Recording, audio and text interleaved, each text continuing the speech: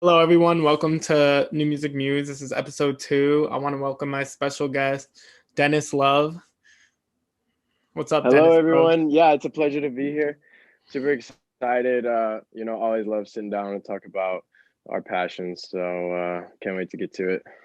The first question I'm going to ask you is I noticed that on your Spotify bio, it says formerly Young Turk, and now you're known as Deniz Yeah. Love. So, how was that transition for you? Like, what was that transition from Young Turk to Deniz Love in terms of your music, your style, um, and even your Yeah. personality? Yeah. I mean, it's been such a ride. It's been crazy. I had a lot of fun as Young Turk. I started out as Young Turk when I was in high school, a senior, and right now I'm 23. So as you can tell, that rebrand kind of phase took a while, but I mean, I was really enjoying it for a long time, and I even toured under Young Turk before I rebranded, and I mean, it was great. Like you're right. There's like a personality change, but it's more like about maturing, and so um, not just that, but also kind of expanding my skill set as far as like a musician goes. I mean, I was experimenting with things in the studio, and I was hearing so much potential, and I was making these songs that sometimes I would do where I would just make a song and I would be like, I mean, I don't know what I'm gonna do with this, but I'm exercising my creative aspect, and so pretty much what I did was I was like, dude, this doesn't sound like Young Turk. This sounds like a completely different artist, and a lot of the things that I was running into as Young Turk were kind of beginning to frustrate me. Certain things that I didn't like about hip hop, and certain things that I didn't like about my stage name, certain things that I didn't like about my brand. A lot of things that were kind of just like boxing me in, and I felt like out of control in my own element. And so I wanted to kind of, you know, tell a story that resonated with people more. Because Young Turk was so fun, and it was a part of my life where I was performing so many different places, like clubs, parties, just all like in front of crowds, hundreds and hundreds of people. And I would learn to realize that that those people wouldn't go home and like think about Young Turk. Those people wouldn't go home and like, they wouldn't be fans for life. They just shared that moment with me, which is one thing I love, because one thing about music that I really love is just sharing live experiences with people, but also having that like sit with them and them take that with them, right? And so I felt that disconnect as I matured and realized that it was time to do something bigger. That's cool. I appreciate that transition. I think every artist kind of goes through that, and maybe like rebranding was the answer for you because I think for me, I think Dennis Love it really sticks with me. I would remember that name like Dennis Love. Like it has a ring to it, and I think rap has kind of developed into something that it wasn't years ago. Like now it's kind of like, there's a lot more singing in it. And I Yeah. think with your music that I've noticed is that it has that rappy kind of tone to it, but it's also that nice singing, that nice flow and the Right. catchiness. And I really love that. And I totally agree with you how performances really do set the mood for an artist. They really are the reason that people connect to an artist. And if you feel that you can't have that connection with an audience, like as the performer that you were, I think that it's so important to be who you truly are as an artist. And I personally love your music. I want to talk about Lost Track. Thank you. I've been having that song on repeat. It's been on my playlist, and I it's so catchy to me, and I just love the lyricism in it. I think I think it also has a really good message. Can you explain like what the message you were going for with that song was? Yeah. That one was really special. I loved writing it because I actually, right before I rebranded, I was like, man, or before I had planned this rebrand, and I was dropping the first two songs of my rebrand like a week before I wrote this. And these songs were written like for a while, like they're what I plan to rebrand around. But I it was August like of last year, and I'm a student at University of Houston, and so I was like, or it was like July or August, and late July, and I was like, damn, bro, like I've always wanted to go on like a solo trip. I've always wanted to go on vacation like by myself. I've heard a lot of stories about artists who like lock themselves in a cabin and come out with like an album. But I wanted to do something like a little quicker because I didn't have much time.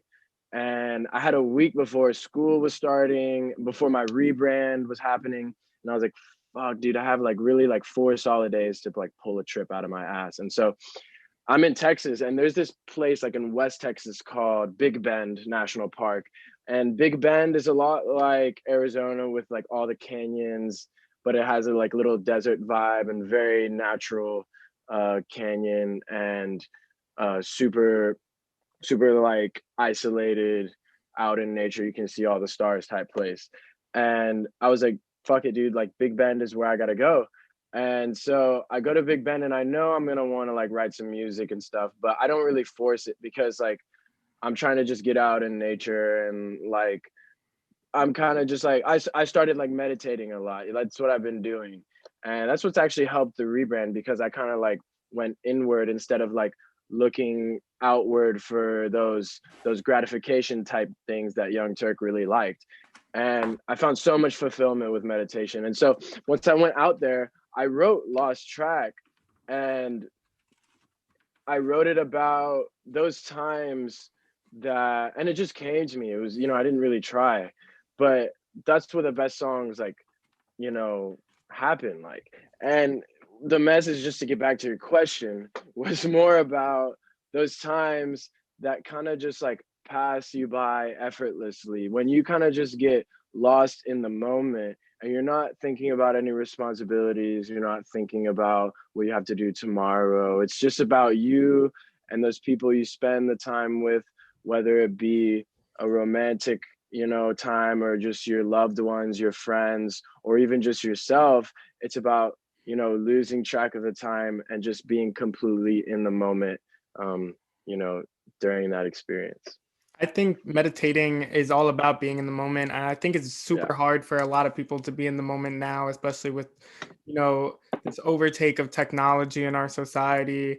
And I think by going to a place filled with nature, that's probably the best experience you could actually, connect with yourself and connect with your artistry. Lost Track, like when I first heard it, I thought it was like kind of like a breakup song. But now that you explain it, I think people always kind of assume, songs are about love, but in reality, Yeah. they can mean something so much deeper. And I love how you said, you do you, I'll do me in the song.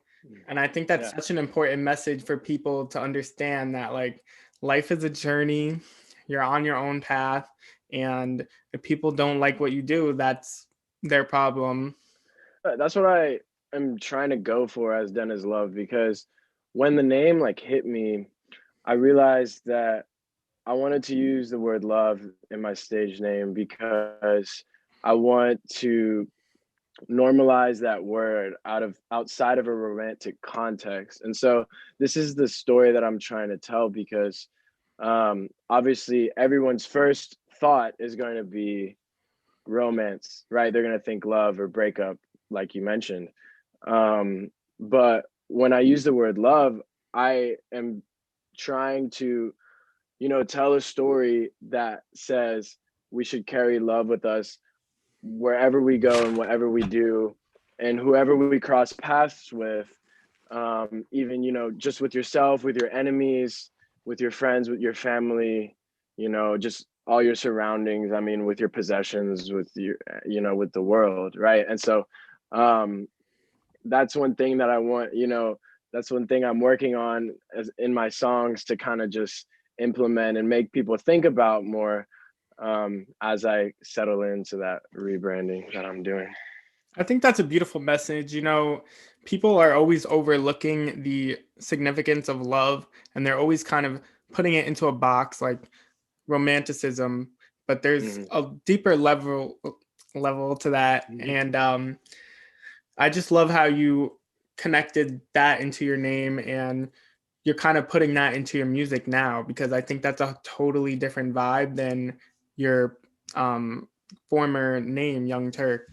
Yeah. And I want to kind of talk about your style of music. How would you describe your style of music, and what can we expect next from Deniz Love? Like, what type of Sure. music are you working on now?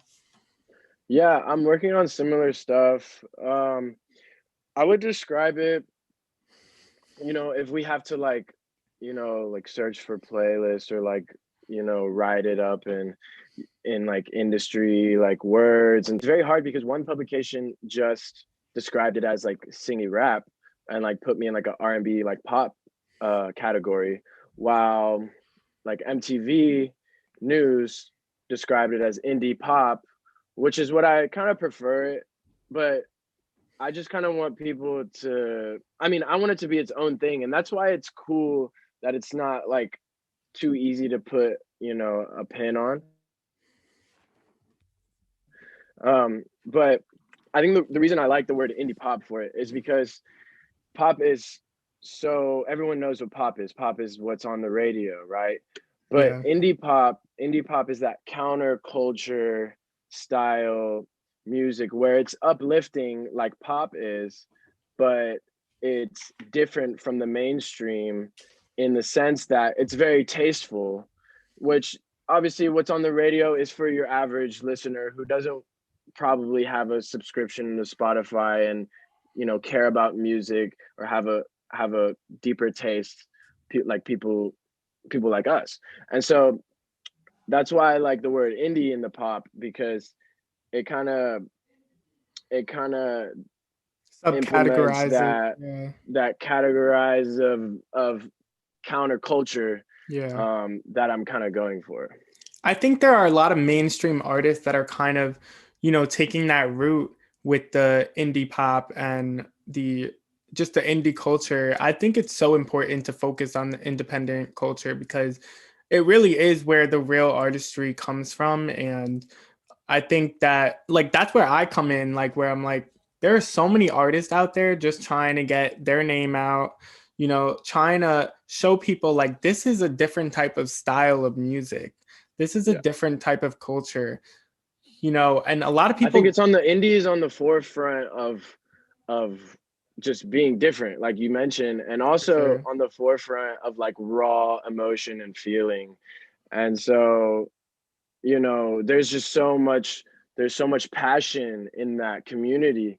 Whether it's like indie rock or bedroom pop or anywhere in the like indie realm, like they have another one called shoegaze that I really like. um but it's all indie, and indie is cool because yeah, it is like against what's normal and it is Yeah. like new, and it feels like the genre that's kind of gaining a lot of momentum with the people our age and younger, just because of how raw and how passionate Yeah, it is. there's a lot of passion in that type of music, and I think that community is gaining a lot of traction, and I think that's the future of the music industry. Yeah, me too. And I'm glad, I'm really glad, because I think what you said is right. Like it's so much more tasteful and meaningful. Yeah, I think it just resonates with people a lot. I Yeah, mean, I don't know. Like everyone has their own taste, Like I mean, I just like good music. Like if there's R&B, if there's, yeah, you know, I mean, there's a place and time for every music. If you want to go to a rave and go crazy, like I've yeah. been I to think raves. yeah, me too. Like um I think what it is, like sometimes like the indie world can get a bad rap because it's like, oh, it's so picky, it's so, my taste is better than yours. But in reality, like people who listen to indie music listen to mainstream music too. Like I listen to everything pretty much. And Yeah. like I don't limit myself to one genre. What are some artists that inspire you and inspire your style of music? I love this question because a lot of people who ask me like expect me to say someone big that they've heard of and and I've I've had a tough time describing this thought process up until recently, because I realized that like I don't like to listen to so many like huge people who are so popular, because I like to listen to the next big thing. I like to listen to the person who's who's figuring themselves out but gaining so much momentum that I've found them, you know? And I think so everyone kind of there's likes to say like, oh, like, yeah, this was my little secret before everyone knew who they were, you know? yeah. And so a lot of those people that I have just like on repeat or like super into my rotation are like small, like haven't done tours yet. That's crazy. And so they're big enough to be like really good, like big enough to be, of course, like much better than me, a lot more streams. I look up to them like artistically. But yeah, one specifically I'll name that you should check out. Everyone should check out. His name is Croosh, Croosh. Super talented hip hop, kind of like multi-genre artist. Fucking amazing. Like chef's kiss this guy, produces, plays guitar, like drums. Um, he's like got millions of streams, but he's not huge yet. And another one I really like recently is named Fiji Blue. They're like an Oh, I've indie, heard of them, yeah. yeah. And I like this guy named he used to be called Mike Stud, but I really like his rebrand, and his name is just Mike now. It's Mike with a period, Mike. Really nice vocals, really cool production. Uses a lot of guitar, um, hip hop, like pop crossover with a lot of acoustic that reminds me of country. And these are all like under the radar dudes. Can you tell us about the MTV news, how that happened? Like, how did that come to be? Yeah, I mean that felt awesome just to kind of like have someone with that big of a name really um you know just show love to you, just like kind of give you that credibility. It just kind of told me to like keep going, and it felt great. But it came about because I hired a publicist, and I had like a free month, like first free month, and they were just like, you know what, we're gonna like give you first month for free. And I was like, dude, sick, like let's get working, right? And so I think they're just very selective, and they kind of like choose, and which I would tell like every artist to kind of do something like this, because I firsthand, like telling you right now, first month, like I had a free trial, and That's crazy. had this work for me. And so they were like, yeah, we want to put it on the website in like 2 weeks, does that work for you? And I was like, what do you mean, does that work for me? Like Is that even a question? Yeah. I played it cool. I was like, yeah, that works for me. But Yeah, then I was yeah. like, but then I was like, after I said that, I was like, dude, I don't have a music video. I was like, I don't want to be on MTV like without a music. Like that's what they're like Hmm. started for, right? And so Yeah. I put this music to video together like in a week, and it came out immaculate. Absolutely in love with it. What was the And song? yeah, it's called Talk to Me. Um, it's another one of those where you kind of think it's about like romance, but then it's really about like some. This one is more like spiritual and trippy, and it's more about like a conversation with the universe, or like a meditative I like like that. experience, a meditative experience with the heavens and shit. And so Dope. yeah, when you're looking for an answer, and you're kind of like ready to like, you're looking for a sign to describe like your feeling. And so that's kind of what I was going for. It's almost like you're looking for an answer to a question like you've been always been asking, you know what I'm saying? Yeah. I think that's a really relatable concept. You know, a lot of people are just, I think, especially at this age in your 20s, you have so many questions for the universe, and you're just like, what the fuck does this all mean? What the fuck is growing up? And I think that's really important to put that authenticity in music. So Yeah, I want to thank you for that. for sure, And bro. I think it's dope that you got a break from MTV. That's sick. I couldn't believe, I knew they were gonna write the article, but I didn't know that they were gonna like tweet at me so many times and like be like Deniz Love on our thing. And then they made a little video on their Instagram story of like my music video in like a story format with like this edit with the lyrics like coming down and like part of the article like written quotes and the Wow, fucking that story. And it must have was felt so so cool. good to see. You were probably like, whoa, like I was me, super like geeked and I was super geeked and I never had my fan base so like hyped for me. They were like I'd never seen them that engaged. And I'm just happy like, you know, that played a lot of part in my momentum for this new release. And it's gonna just add a lot of like credibility moving forward. So it felt great.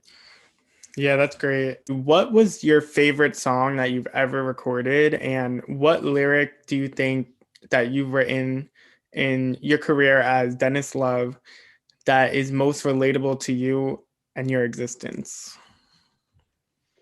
I would say Lost Track right now.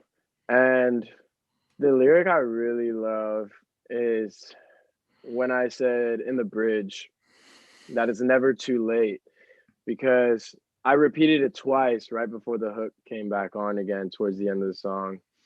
And I just like scream out like it's never too late. Oh. And to me, it means a lot because not just the aspect of time in your life, but more about how nothing's ever a rush and that everyone's on their own journey. And so that kind of describes that process of just being on your own time and your own path and kind of just accepting that for what it is and not trying to force yourself down a certain road or to do something maybe that you thought you always had to do. um, it's more just about, you know, being in the moment, kind of like what the song says, but also embracing every moment for what it is. And so not always just wanting more out of what you have, but just appreciating what's there, you know. And when you listen to that line, you don't think about all of those things. But when you have that feeling and when you start to like develop that awareness, um, those little things can make a huge difference in all aspects of your life, whether it be your relationships, whether it be, you know, with the way that you think of yourself, whether it just be with your aspirations and goals. And you can't just wake up and be in a rush to accomplish all your tasks and do all these things and overwhelm yourself because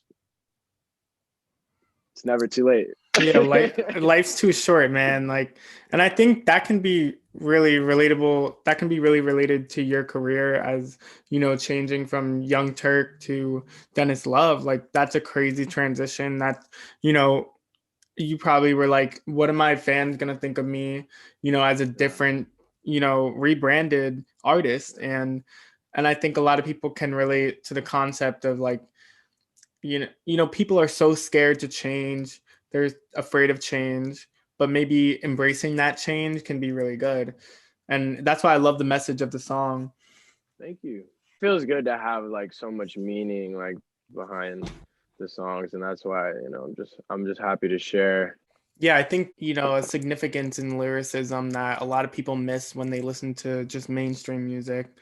And because, you know, like you're one artist, you probably wrote this song. I don't know, did you write this song by yourself? Yeah, absolutely. Yeah.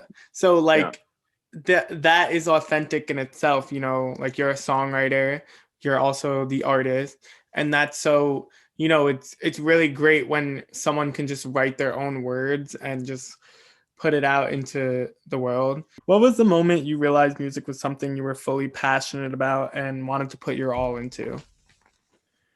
Well, it was back in high school when I like started just like recording myself.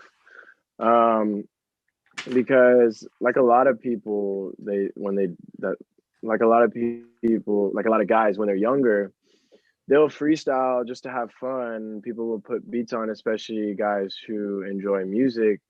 they want to express themselves when they're enjoying it. And, when we were younger, me and my friends would freestyle a lot, but I started writing like poems and songs like in middle school. But in high school is when I knew that I would freestyle and all of my friends would be like, I mean, I knew like I could freestyle, but they would pull me aside and be like, bro, you should like write a song or like just try to like rap it or like record it. And it was my friends who kind of pushed me to realize like, hey, I mean, that sounds fun. Like, dude, if you think I should do it, then then I'll do it. Like, and I'll at least make the songs for us. And I started making the songs. They started kind of buzzing around my school. And by the end of my senior year, I ended up performing at my prom. And I knew when I had that mic and I was on stage and performing at all these graduation parties and just having like a lot of spontaneous like performances, I was like, this is what I want to do. Like, I don't care. I don't care really much about anything else. This is what gives me life. And so that's when I started my journey, was when I kind of just like experienced those moments with the people live, seeing the expressions on their face and being able to control their emotions for that moment, being able to kind of bring them life and transfer that happiness, was something I realized had a lot of potential in my fulfillment. And That's so, actually like, I think that's amazing that, your friends encourage you to follow your dream and to actually put the dream in your head, like, give you that idea. And it's so important to have a support system, and especially, yeah, you know, and I think performing what you said, like there's an incredible control that you have over a crowd. Like this crowd, all the attention is on you. Like you either they completely love you or they completely hate you. Like there's yeah, no going back. pretty And much. obviously it worked out for you, and Thank you. that's insane. So my Mhm. question is, for the future, like post COVID, Yeah. what are some performances that you have or like want to do or maybe Well, planned? I'm trying to do some live stream stuff before um, everything opens. Obviously, I've been seeing some shows happen, and I'm like, Yeah, I I guess someone's got to start it. And so know. that Yeah. that was my thought. But I want to get go on tour. I didn't get to finish my last tour before COVID. I just like had one or two dates like cancel. What I want to do is find someone who's willing to like take me on tour as an opener. I would love to do that for some of the. I think that's a lot. Another reason I kind of look up to some of the guys who are like on the rise. People like Fiji Blue, who guys like that, where I'll try to put together just like my experience, send it to their tour managers and see if I'll get any like bites on the fish hook or whatever. But that's one thing I'd really like to do, is kind of open for someone's tour, get that experience, travel on the road.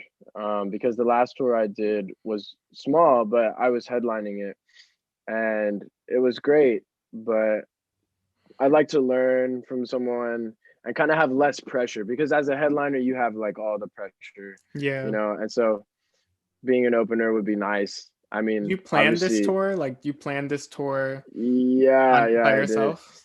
My last tour, like I booked, planned, and organized all by myself.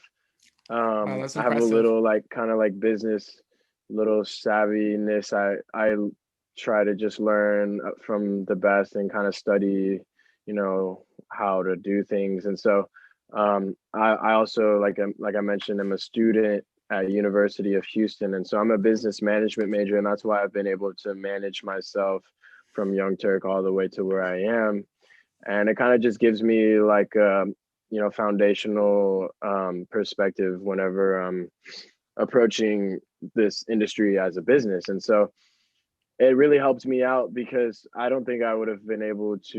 It would have taken me a longer time to figure out how to like book a tour and stuff, um, because I actually just started only by booking individual shows, and I would just rent out a venue, put that money down, and make it all back plus more, usually doubling the fees, you know, just by just by charging people very little amount to show up and kind of have fun, you know, for the night. And so it's an investment, it's an entrepreneurial thing. A lot of artists forget about that whenever they're, you know, releasing their art and their creation. They want to monetize it or not. Some I think a lot of artists Yeah. say that they don't care about the business part, but I think that's just because they're too uncomfortable with learning and kind of like taking those risks and being entrepreneurial about it. Yeah, I think I totally agree with the entrepreneurial thing. Like this for me is an entrepreneurial investment, Yeah, you know, of time. And right. I think that's what's crazy about the independent, you know, experience. You know, you're on your own, you're trying to make it, you're investing a lot. And, you know, in the music industry, it can be very, you know, toxic because so much of like a label goes into the shows and all the money that they invest in an artist.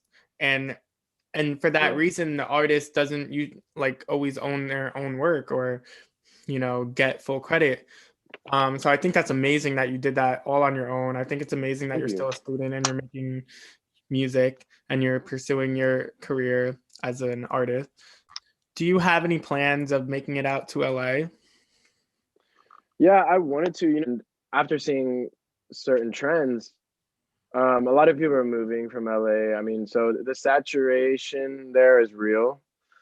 Um, and it's something to consider whether you make it out there or not. I think, of course, I'll make it out to LA one day or another, Yeah, right? You know, like eventually, one, yeah. yeah, yeah. Yeah. But It's as always far as it's like there, you moving know. there, yeah, it's always there. I mean, dude, Yeah. I'm gonna go on tour one day, Yeah. but as far as like forcing myself there, right? As Yeah. far as like going there to chase something, um, there's definitely a lot of things I got to consider. And 100%. it was definitely a dream of mine, especially when I was still doing the hip hop thing. Yeah. And so there's a Atlanta's lot of places like Austin, Texas and yeah, Nashville Austin, yeah. that I'm thinking about a Mhm. little as much as LA. I'm thinking about as much as LA now. So So any dream yeah. collabs? Post Malone, like if I'm dreaming. Yeah, Post Malone for sure. That's like my dad in the music industry. Yeah, I think everyone has kind of like a dad and a mom of the music. Like I would say like Claro, you know, she's kind of like a mom, you know, of Oh music. yeah, Like a for bedroom sure. pop, especially. Like Uh, she's paved. I feel like she's paved the way for like a lot of bedroom artists, you know, for in sure. that kind of genre. Pleasure. Of It's been a pleasure. Thank you so much for taking the course. time out of your day to be on my Yeah, show. dude. And I wish you the best of luck in your career. And thank you so much again. Of course, bro.